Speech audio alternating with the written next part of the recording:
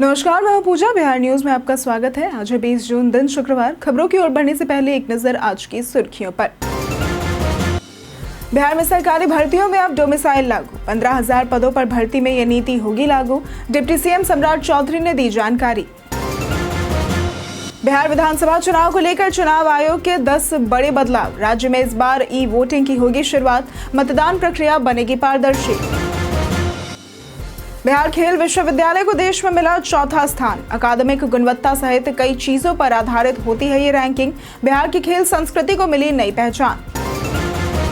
बिहार सरकार ने 52 अपराधियों की संपत्ति जब्त करने का किया फैसला। ईडी को भेजा गया प्रस्ताव। इन अपराधियों में कई विधायक भी शामिल। बीपीएससी ने अध्यापक के 7,000 पदों पर भर्ती का जारी किया नोटिफिकेशन। 2 जुलाई से शुरू होगी आवेदन करने की तारीख। केवल आधिकारिक वेबसाइट के माध्यम से ही स्वीकार किए जाएंगे आवेदन।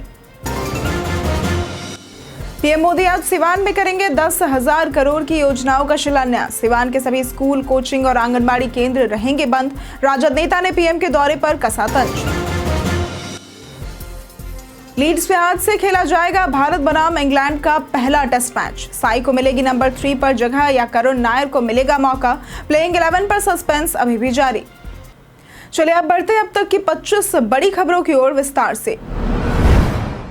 प्रसार भारती में निकली बम्पर भर्तियां।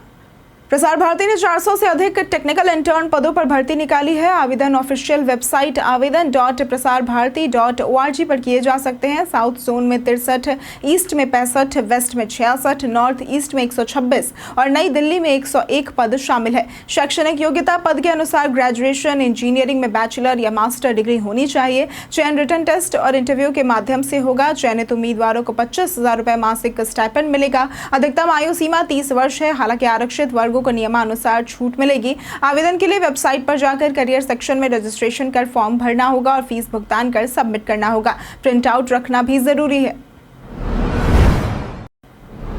बीपीएससी ने अध्यापक के 7,000 पदों पर भर्ती का जारी किया नोटिफिकेशन। बिहार लोक सेवा आयोग यानी कि बीपीएससी ने शिक्षा विभाग के अंतर्गत विशेष विद्यालयों में 7,279 अध्यापक पदों पर नियुक्ति के लिए अधिसूचना जारी की है।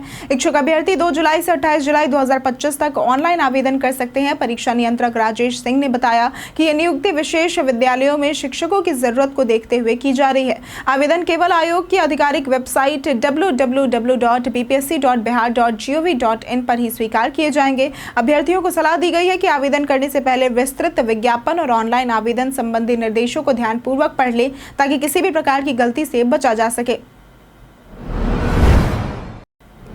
बिहारी बर्थडे स्पेशल में आज बात होगी नीतू चंद्रा की। नीतू चंद्रा, जिनका जन्म 20 जून 1984 पटना में हुआ था, ये एक भारतीय अभिनेत्री हैं, मॉडल है, फिल्म निर्माता और थिएटर कलाकार भी हैं। उन्होंने हिंदी, तमिल और तेलुगु फिल्मों में अभिनय किया है। वे शास्त्रीय नृत्यांगना और चौथी डैन ब्लैक बेल्ट ताइक्वांडो खिलाड़ी हैं। 1997 में उन्होंने विश्व ताइक्वांडो चैंपियनशिप में भारत का प्रतिनिधित्व किया। नीतू चंद्रा ने नोट्रे डैम अकादमी पटना से पढ़ाई की और दिल्ली के इंद्रप्रस्थ कॉलेज से स्नातक की डिग्री ली। उन्होंने मॉडलिंग से करियर की शुरुआत की और अपनी सफलता का श्रेय अपनी मां को दिया। उनका प्रोडक्शन हाउस चंपारण टॉकीज है, जिसकी फिल्म मिथिला मखान को राष्ट्रीय पुरस्कार भी मिल चुका है। इस फिल्म का निर्देशन उनके भाई नितिन चंद्रा ने किया था। बिहार सरकार ने 52 अपराधियों की संपत्ति जब्त करने का किया फैसला। राज्य सरकार ने 52 कुख्यात अपराधियों की अवैध संपत्ति जब्त करने के लिए ईडी को प्रस्ताव भेजा है। इन अपराधियों में शराब तस्कर, बालू माफिया, नक्सली, ठग, जमीन माफिया और विधायक तक शामिल है। अब तक करीब 70 करोड़ रुपए से अधिक की संपत्तियों पर जब्ती का प्रस्ताव भेजा गया है। इनमें सबसे ज्यादा 18 शराब तस्करों की 18.49 करोड़ की संपत्ति शामिल है। आर्थिक अपराध इकाई यानी कि ईओयू ने 2020 से अब तक ये प्रस्ताव विभिन्न चरणों में भेजे हैं। कई मामलों में ईडी ने ECIR दर्ज कर कार्रवाई शुरू कर दी है। एडीजी नैयर हसनैन खान ने बताया कि PMLA के तहत कार्रवाई की प्रक्रिया तेजी से चल रही है। 22 करोड़ की लागत से पटना में बनेगा इंडोर स्टेडियम। बिहार में खेल इंफ्रास्ट्रक्चर को सशक्त बनाने के लिए पाटलिपुत्र खेल परिसर में अत्याधुनिक इंडोर स्टेडियम बनाया जा रहा है। ये प्रोजेक्ट BSBCCL द्वारा करीब 2,878 वर्ग मीटर क्षेत्र में बनाया जा रहा है, जिसमें 41 फीट ऊंचा मल्टीपर्पज हॉल होगा। वॉलीबॉल, बैडमिंटन, बास्केटबॉल, कबड्डी और बॉक्सिंग जैसे खेलों की सुविधा होगी। खिलाड़ियों के लिए अलग से changing room, warm up zone, office और मेडिकल रूम जैसी सुविधाएं भी होंगी। स्टेडियम में 25,000 वर्ग फीट लकड़ी का floor, audio video system, lighting, live प्रसारण सारण, यूपीएस, सीसीटीवी और इंटरनेशनल लेवल के उपकरण लगाए जाएंगे। ईपीसी मॉडल पर बन रही 22 करोड़ की परियोजना आईआईटी एनआईटी विशेषज्ञों की निगरानी में पूरी होगी। बिहार पुलिस कांस्टेबल परीक्षा की तारीख घोषित। बिहार पुलिस कांस्टेबल भर्ती 2025 के लिए परीक्षा की तारीख और एग्जाम सिटी स्लिप जारी कर दी गई है। यह परीक्षा राज्य के 38 जिलों में आयोजित होगी, जिसके माध्यम से 19,838 पदों पर भर्ती की जाएगी। परीक्षा एक ही शिफ्ट में दोपहर 12 से 2 बजे तक होगी, जबकि उम्मीदवारों को सुबह 9:30 बजे रिपोर्ट करना होगा। परीक्षा में केवल ई एडमिट कार्ड से ही प्रवेश मिलेगा, जो परीक्षा से 7 दिन पहले जारी किए जाएंगे। जिनकी परीक्षा 16 जुलाई को है, उनके एडमिट कार्ड 9 जुलाई को आएंगे। कुल 16.73 लाख उम्मीदवारों ने आवेदन किया है। जिन अभ्यर्थियों का एडमिट कार्ड डाउनलोड नहीं हो पाता, वे पटना स्थित सीएसबीसी कार्यालय से डुप्लीकेट कार्ड प्राप्त कर सकते हैं। बिहार में सरकारी भर्तियों में अब डोमिसाइल लागू। बिहार में लंबे समय से चर्चा में रही डोमिसाइल नीति अब लागू कर दी गई है। नीतीश कुमार सरकार ने स्कूलों में 15,000 पदों पर भर्ती में ये नीति लागू करने का ऐलान किया है। डिप्टी सीएम सम्राट चौधरी ने इसकी जानकारी सोशल मीडिया पर दी है। डोमिसाइल नीति के तहत सरकारी नौकरियों में स्थानीय निवासियों को प्राथमिकता मिलेगी, जिससे बाहरी उम्मीदवारों के दबाव से बिहार के युवाओं को राहत मिलेगी। छात्रों की लंबे समय से ये मांग रही थी और हाल ही में पटना में इसके लिए आंदोलन भी हुए थे। आरजेडी ने 100% डोमिसाइल नीति का वादा किया था, लेकिन सरकार के इस कदम ने विपक्ष के इस चुनावी मुद्दे को कमजोर कर दिया है। बाय नाउ पे लेटर की स्कीम सुविधा है या फाइनेंशियल जाल। बीएनपीएल यानी कि बाय नाउ पे लेटर स्कीम शुरुआत में आसान और स्मार्ट लगती है, लेकिन ये धीरे धीरे आपकी खर्च करने की आदत बिगाड़ देती है। ईएमआई की सुविधा आपको सोचने पर मजबूर करती है, क्या मैं ये चुका सकता हूँ, बजाय इसके कि क्या मुझे ये खरीदना चाहिए। छोटी छोटी किश्तें और लेट फीस धीरे धीरे जेब पर भारी पड़ती है और आपकी क्रेडिट हिस्ट्री को नुकसान पहुंचा सकती है। ये आदत बन जाती है, जिससे आप जरूरत नहीं चाहत के लिए उधार लेने लगते हैं। इससे बाहर निकलने का तरीका है, चल रही सभी ईएमआईज की लिस्ट बनाएं जो चुका सकते हैं, तुरंत चुकाएं और हर खरीद से पहले सोचें क्या ये वाकई जरूरी है। बिहार विधानसभा चुनाव को लेकर चुनाव आयोग के 10 बड़े बदलाव। बिहार चुनाव 2025 में चुनाव आयोग पहली बार 10 बड़े बदलाव करने जा रहा है, जिससे मतदान प्रक्रिया पारदर्शी, सुरक्षित और सुविधाजनक होगी। इसमें ई वोटिंग की शुरुआत होगी, जिससे लोग घर बैठे वोट डाल सकेंगे। बायोमेट्रिक सत्यापन मजबूत किया जाएगा और एआई आधारित चैटबोर्ड से मतदाता जागरूकता बढ़ेगी। ई पास से लोग आसानी से मतदान केंद्र पहुंच सकेंगे। ड्रोन से निगरानी, मतदान केंद्रों की संख्या में वृद्धि, पोलिंग स्टेशन की लाइव जानकारी मोबाइल ऐप पर मिलेगी। शिकायत निवारण प्रणाली तेज होगी और बुजुर्गों, दिव्यांगों व महिलाओं के लिए खास इंतजाम होंगे। इसके साथ ही सोशल मीडिया मॉनिटरिंग से गलत प्रचार पर रोक लगेगी। एनडीए ने इन फैसलों का स्वागत किया है, जबकि विपक्ष ने इसे भाजपा की चाल बताया है। बिहार खेल विश्वविद्यालय को देश में मिला 4था स्थान। बिहार खेल विश्वविद्यालय ने इंडियन इंस्टीट्यूशनल रैंकिंग फ्रेमवर्क यानी कि IIRF 2025 में 4था स्थान हासिल कर राज्य को गर्व का अवसर दिया है। 88.18 के इंडेक्स स्कोर के साथ ये नया विश्वविद्यालय मणिपुर, गुजरात और ग्वालियर के प्रतिष्ठित संस्थानों के साथ टॉप 5 में शामिल हुआ है। IIRF रैंकिंग खेल सुविधाओं के साथ अकादमिक गुणवत्ता, रिसर्च, प्लेसमेंट और भविष्य की योजनाओं पर आधारित होती है। राजगीर स्थित ये संस्थान कम समय में राष्ट्रीय स्तर पर उभर कर सामने आया है। इसके साथ ही गया का दक्षिण बिहार केंद्रीय विश्वविद्यालय भी सूची में 45वें स्थान पर रहा है। इस सफलता से न केवल छात्रों और शिक्षकों का मनोबल बढ़ा है, बल्कि बिहार की खेल संस्कृति को भी नई पहचान मिली है।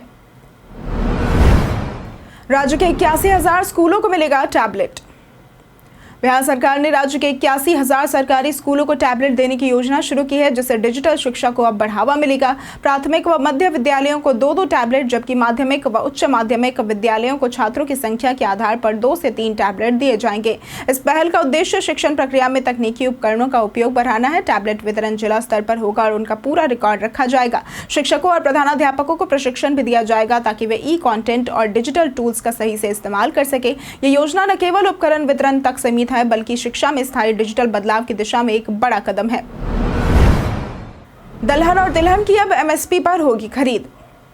राज्य सरकार ने रबी विपणन मौसम 2025-26 के तहत तिलहन और दलहन की न्यूनतम समर्थन मूल्य यानी कि एमएसपी पर खरीद का निर्णय लिया है। इस संबंध में खाद्य एवं उपभोक्ता संरक्षण विभाग के प्रधान सचिव पंकज कुमार की अध्यक्षता में नेफेड, एनसीसीएफ और सहकारिता विभाग के अधिकारियों के साथ बैठक हुई। चना 5,650, मसूर 6,700 और सरसों राई 5,950 प्रति क्विंटल की दर से किसानों से खरीद की जाएगी। इस फैसले से किसानों को उनके उत्पादों का उचित मूल्य मिलेगा। बैठक में सहकारिता विभाग के सचिव धर्मेंद्र सिंह, निबंधन अंशुल अग्रवाल, बिहार राज्य सैनिक आपूर्ति निगम के अधिकारी मृत्युंजय कुमार और विनोद तिवारी समेत अन्य अधिकारी शामिल रहे। मधेपुरा में 21 जून को होगा जॉब कैंप का आयोजन। मधेपुरा में 21 जून को जिला नियोजनालय द्वारा संयुक्त श्रम भवन में 1 दिवसीय जॉब कैंप आयोजित किया जाएगा। ये कैंप सुबह 10 बजे से अपराह्न 4 बजे तक चलेगा, जिसमें एयरटेल पेमेंट बैंक यानी कि थर्ड पार्टी पेरोल द्वारा 30 एक्विजिशन बिजनेस डेवलपमेंट एग्जीक्यूटिव यानी कि ABD पदों पर भर्ती की जाएगी। उम्मीदवारों की शैक्षणिक योग्यता 12वीं पास या स्नातक होनी चाहिए। उम्र सीमा 18 से 30 वर्ष है। चयनित अभ्यर्थियों को 12,500 वेतन के साथ PF, ESI और अन्य सुविधाएं भी मिलेंगी। ये भर्ती केवल पुरुषों के लिए है। इच्छुक उम्मीदवार NCS पोर्टल पर निबंधन कर कैंप में भाग ले सकते हैं। सभी दस्तावेज साथ लाना अनिवार्य है। पूरी प्रक्रिया निःशुल्क होगी। पटना के नए SSP की सख्ती हुई शुरू।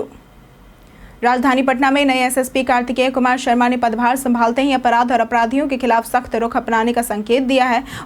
उन्होंने स्पष्ट किया कि अब कानून तोड़ने वालों को बख्शा नहीं जाएगा और पुलिस पर हमले की स्थिति में कड़ी जवाबी कार्रवाई की जाएगी। साइबर क्राइम और महिला सुरक्षा को लेकर विशेष टीमें और मॉनिटरिंग की व्यवस्था होगी। ट्रैफिक व्यवस्था में सुधार और नियमों के उल्लंघन पर भी सख्ती बरती जाएगी। उन्होंने पुलिस बल के साथ बैठक कर पारदर्शिता और जवाबदेही से काम करने की अपील की। नागरिकों और सामाजिक कार्यकर्ताओं ने उनसे अपराध नियंत्रण को लेकर उम्मीद जताई है। स्वीटी सहरावत को पूर्णिया SP नियुक्त किया गया है। बिहार बन रहा फिल्मों का नया हब। बिहार अब फिल्मों की शूटिंग का उभरता केंद्र बनता जा रहा है। हाल ही में पंकज त्रिपाठी ने अपनी फिल्म की शूटिंग पूरी की, जबकि दर्शन कुमार की फिल्म टिया की शूटिंग पटना और वाल्मीकि नगर में हो रही है। यह सस्पेंस थ्रिलर फिल्म नवंबर में रिलीज होगी। कला संस्कृति एवं युवा विभाग ने राज्य की 116 जगहों को शूटिंग के लिए चिन्हित किया है, जिनमें धार्मिक, ऐतिहासिक और प्राकृतिक स्थल शामिल है। पटना में 27, नालंदा में 22, गया में 11 और रोहतास, भागलपुर, वैशाली जैसे जिलों में भी कई प्रमुख लोकेशंस है। 22 जिलों में शूटिंग की अनुमति है, जबकि 16 जिलों में नहीं है। इससे पर्यटन और रोजगार को बढ़ावा मिलने की उम्मीद है। जाने आज कैसा रहेगा बिहार के मौसम का मिजाज। मौसम विभाग के अनुसार राज्य में अगले 2 से 3 दिनों के दौरान अधिकतम और न्यूनतम तापमान में 2 से 3 डिग्री की गिरावट आने की संभावना है। वहीं प्रदेश के कई इलाकों में भारी बारिश की संभावना जताई गई है। कई जिलों में मेघ गर्जन और वज्रपात के साथ तेज हवा चलने की संभावना है। अगर आज के अधिकतम तापमान की बात करें तो आज का अधिकतम तापमान 32 से 34 डिग्री और न्यूनतम तापमान 24 से 26 डिग्री रहने की आशंका जताई गई है। 1 लाख के अंदर मिलने वाली ये है 5 दमदार बाइक्स। भारत में युवाओं के बीच स्टाइलिश और बजट फ्रेंडली बाइक्स की काफी मांग है। ऐसे में 1 लाख रुपए के भीतर 5 शानदार बाइक्स उपलब्ध हैं। Hero extreme 125R aggressive look और दमदार इंजन के साथ आती है, तो वहीं TVS राइडर 125 फ्यूचरिस्टिक डिजाइन और स्मार्ट फीचर्स के चलते युवाओं की पसंद बनी हुई है। पल्सर N125 मस्कुलर लुक और डिजिटल इंस्ट्रूमेंट के साथ दमदार परफॉर्मेंस देती है। होंडा SP 125 माइलेज और भरोसेमंद परफॉर्मेंस के लिए जानी जाती है। तो वहीं बजाज फ्रीडम दुनिया की पहली CNG बाइक है, जो पेट्रोल और CNG दोनों से चलती है और कम खर्च में लंबी दूरी तय कर सकती है। ये सभी बाइक्स फीचर्स और कीमत दोनों के लिहाज से बेहतरीन है। मतदाता सूची में नाम जुड़ने के 15 दिनों के अंदर मिलेगा एपिक।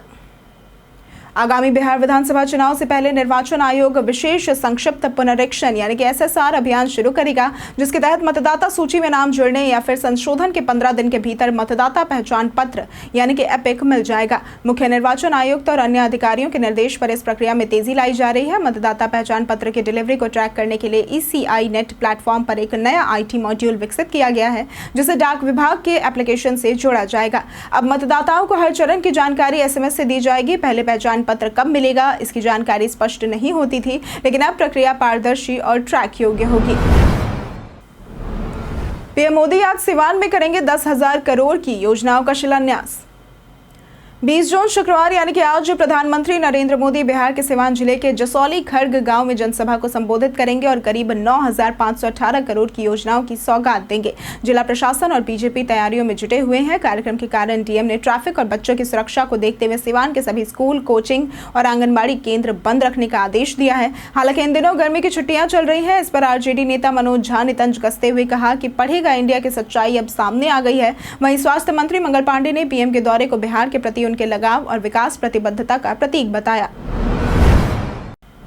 तेजस्वी यादव ने की जगदानंद सिंह को राष्ट्रीय जिम्मेदारी देने की मांग। राजद राज्य परिषद की बैठक में नेता प्रतिपक्ष तेजस्वी यादव ने मंगनी लाल मंडल को नया प्रदेश अध्यक्ष घोषित कर बधाई दी और पूर्व अध्यक्ष जगदानंद सिंह को राष्ट्रीय स्तर पर जिम्मेदारी देने की मांग की। तेजस्वी यादव ने नीतीश कुमार पर हमला बोलते हुए कहा कि उन्हें सिर्फ अपनी कुर्सी की चिंता है, राज्य के विकास से उन्हें कोई सरोकार नहीं है। उन्होंने एनडीए सरकार को निष्क्रिय बताते हुए कहा कि बिहार में अब कोई विकास कार्य नहीं हो रहा। भाजपा नेताओं पर निशाना साधते हुए कहा कि उनमें सिर्फ गाली देने की होड़ लगी है। इसके साथ ही प्रधानमंत्री की बिहार यात्रा से पहले सरकारी आवास के बाहर गोलीबारी की घटना को जंगल राज करार देते हुए कानून व्यवस्था पर भी सवाल उठाए। तो वहीं इस बैठक में लालू यादव ने कहा कि तेजस्वी को हर हाल में मुख्यमंत्री बनाना है। उन्होंने दलित, पिछड़ों और अल्पसंख्यकों की सत्ता में भागीदारी और संगठन की प्रतिनिष्ठा पर जोर दिया। राष्ट्रगान विवाद में सीएम नीतीश को हाईकोर्ट से मिली राहत। पटना हाईकोर्ट ने मुख्यमंत्री नीतीश कुमार को सेपक टकरा विश्व कप के दौरान राष्ट्रगान अपमान मामले में बड़ी राहत दी है। कोर्ट ने उनके खिलाफ दर्ज परिवाद पत्र और अभियुक्त नोटिस आदेश को रद्द कर दिया है। याचिकाकर्ता विकास पासवान ने यह आरोप लगाया था कि उद्घाटन के समय मुख्यमंत्री राष्ट्रगान के दौरान बात कर रहे थे, जो राष्ट्रीय सम्मान अपमान अधिनियम के तहत अपराध है। कोर्ट में महाधिवक्ता पीके शाही ने दलील दी कि यह शिकायत राजनीतिक उद्देश्य से प्रेरित है और न्यायिक प्रक्रिया में त्रुटियां की गई है, जैसे कि बिना बयान लिए आरोपी को नोटिस देना। कोर्ट ने माना कि नोटिस प्रक्रिया में कानूनी नियमों की अनदेखी हुई और आदेश को असंवैधानिक बताया। महागठबंधन में सीएम फेस को लेकर कृष्णा अल्लावरू का बयान। बिहार चुनाव को लेकर महागठबंधन में सीएम फेस को लेकर चर्चाएं तेज है। हालांकि कांग्रेस प्रदेश प्रभारी कृष्णा अल्लावरू ने कहा कि चेहरा उनके लिए स्पष्ट है, कोई भ्रम नहीं है। उन्होंने बताया कि इंडिया गठबंधन 243 सीटों पर मिलकर चुनाव लड़ेगा और कांग्रेस हर प्रत्याशी को अपना उम्मीदवार मानकर मैदान में उतरेगी। याद कि कृष्णा अल्लावरू ने नीतीश सरकार पर आरोप लगाते हुए कहा कि वो जनता नहीं, कुछ चुनिंदा पूंजीपतियों और अफसरों के लिए काम कर रही है। उन्होंने इंडिया गठबंधन को जनता के हितों की सच्ची प्रतिनिधि सरकार बताया। हाल ही में कांग्रेस नेताओं ने तेजस्वी यादव से सीट बंटवारे पर बातचीत की और मजबूत उम्मीदवारों को उतारने की बात कही। लीड्स में आज से खेला जाएगा भारत बनाम इंग्लैंड का पहला टेस्ट मैच। भारत और इंग्लैंड के बीच 5 मैचों की टेस्ट सीरीज का पहला मुकाबला आज से लीड्स में खेला जाएगा। मैच भारतीय समय अनुसार दोपहर 3:30 बजे से शुरू होगा और टॉस 3 बजे होगा। मैच का live telecast Sony sports network पर और फ्री प्रसारण डीडी स्पोर्ट्स पर होगा, जबकि लाइव स्ट्रीमिंग जियो हॉटस्टार पर उपलब्ध होगी। भारत की संभावित प्लेइंग 11 में यशस्वी, राहुल, साई सुदर्शन, गिल, पंत, करुण नायर, नीतीश रेड्डी, जडेजा, शार्दुल या कुलदीप, बुमराह, सिराज और प्रसिद्ध कृष्णा शामिल हो सकते हैं। नंबर 3 के लिए साई सुदर्शन और करुण नायर के बीच टक्कर है, जहां साई सुदर्शन के डेब्यू की संभावना अधिक है। कप्तान गिल और कोच गंभीर अब भी अंतिम 11 को लेकर माथापच्ची में जुटे हैं। कई कारणों से दर्ज है भारत के इतिहास में आज की तारीख। 1887 में 20 जून को ही भारत का सबसे व्यस्ततम रेलवे स्टेशन मुंबई स्थित Victoria terminus Chhatrapati Shivaji terminus लोगों के लिए खोला गया था। 1916 में आज ही के दिन पुणे में SNDT महिला विश्वविद्यालय की स्थापना हुई थी। 1998 में विश्वनाथन आनंद ने व्लादिमीर कैमनिक को हराकर 5वां फ्रैंकफर्ट क्लासिक शतरंज टूर्नामेंट आज ही के दिन जीता था। 2014 में आज ही के दिन प्रख्यात कवि केदारनाथ सिंह को मिले ज्ञानपीठ पुरस्कार की घोषणा हुई थी। 1958 में आज ही के दिन द्रौपदी मुर्मू भारतीय जनता पार्टी की राजनीतिज्ञ और हमारे राष्ट्रपति हैं, उनका जन्म हुआ था। 1952 में आज ही के दिन विक्रम सेठ, जो कि जाने माने साहित्यकार हैं, उपन्यासकार हैं और कवि थे, उनका भी जन्म हुआ था। देश के आधे से ज्यादा अनिवार्य ई सेवाएं अब ऑनलाइन। प्रशासनिक सुधार और लोक शिकायत विभाग यानी कि DARPG की हालिया NESDA रिपोर्ट के अनुसार देश में कुल 21,062 ई सेवाएं उपलब्ध है, जिनमें से 7,065 सेवाएं स्थानीय शासन और यूटिलिटी सेक्टर से जुड़ी हुई हैं। अप्रैल में 424 नई सेवाएं जोड़ी गई है, जिनमें त्रिपुरा अग्रणी रहा है। 2016 अनिवार्य सेवाओं में से 1599 सेवाएं अब 36 राज्यों केंद्र शासित प्रदेशों में ऑनलाइन उपलब्ध है, जिससे 79% सैचुरेशन हासिल हुआ है। महाराष्ट्र और उत्तराखंड ने 100% सैचुरेशन प्राप्त किया है। रिपोर्ट में चंडीगढ़ के राइट टू सर्विस मॉडल और केंद्र सरकार के पोर्टल्स को बेस्ट प्रैक्टिस के रूप में सराहा गया है। DARPG हर 2 साल में NESDA स्टडी कर ई सेवा वितरण की प्रगति की समीक्षा करता है। हम प्रतिदिन आपसे 5 ऐसे जरूरी सवाल और उसके जवाब बताएंगे जो कि BPSC, बिहार पुलिस, दारोगा समेत SSC जैसे अन्य प्रतियोगी परीक्षाओं में काम आएंगे। सवाल इतिहास, बिहार स्पेशल, विज्ञान, करंट अफेयर्स और भूगोल से रहेंगे। पूछे गए 5 सवालों में आपने कितना सही उत्तर दिया, यह हमें कमेंट करके जरूर बताएं। हमारा पहला सवाल है, बुद्ध ने अपना पहला उपदेश इनमें से किस स्थान पर दिया था? A Lumbini, B Sarnath, C Pataliputra या फिर D वैशाली? इसका सही जवाब है B सारनाथ। हमारा दूसरा सवाल है, किस वंश ने वैशाली में विश्व का पहला गणराज्य स्थापित किया था? A शाक्य, बी मल्ल, सी लिच्छवी या फिर डी कोलिय? इसका सही जवाब है सी लिच्छवी। हमारा तीसरा सवाल है, बिहार मानवाधिकार आयोग की स्थापना किस वर्ष की गई थी? ए 1997, बी 2000, सी 1947 या फिर डी 2005? इसका सही जवाब है बी 2000। हमारा चौथा सवाल है, गूगल ने एशिया प्रशांत क्षेत्र का अपना पहला और विश्व का चौथा सुरक्षा इंजीनियरिंग केंद्र कहां खोला है? ए गांधीनगर, बी बेंगलुरु, सी हैदराबाद या फिर डी चेन्नई? इसका सही जवाब है सी हैदराबाद। हमारा पांचवा सवाल है, विक्रमशिला सेतु किस नदी पर बनाया गया है? ए कोसी, बी यमुना, सी गंगा या फिर डी कावेरी? इसका सही जवाब है सी गंगा। बीते दिन हमारे द्वारा पूछे गए सवाल का जवाब आप लोगों में से बहुत लोगों ने हमारे कमेंट सेक्शन में लिख कर दिया है। जिन्होंने हमारे द्वारा पूछे गए सवाल का जवाब दिया है उनके नाम है नौशाद रजा, रिंकू देवी, सोनाली कुमारी, विवेक कुमार, मनोज दास, परवेज अंसारी, राजीव कुमार, रंजय तिवारी, जितेंद्र ठाकुर, आलोक प्रियदर्शी, विनोद पंडित, लक्ष्मी मेहता, संजीव कुमार, रंजीत कुमार, शिव शक्ति, विनोद शाह, साहिल कुमार, खुशबू कुमारी, मनोज दास, संजय गिरी, पंकज कुमार दास, पुष्पा कुमारी और अरविंद कुमार। इसी के साथ बढ़ते हैं आज के सवाल की ओर। आज का सवाल है, आपकी नज़र में बिहार के सबसे प्रभावशाली युवा नेता कौन है?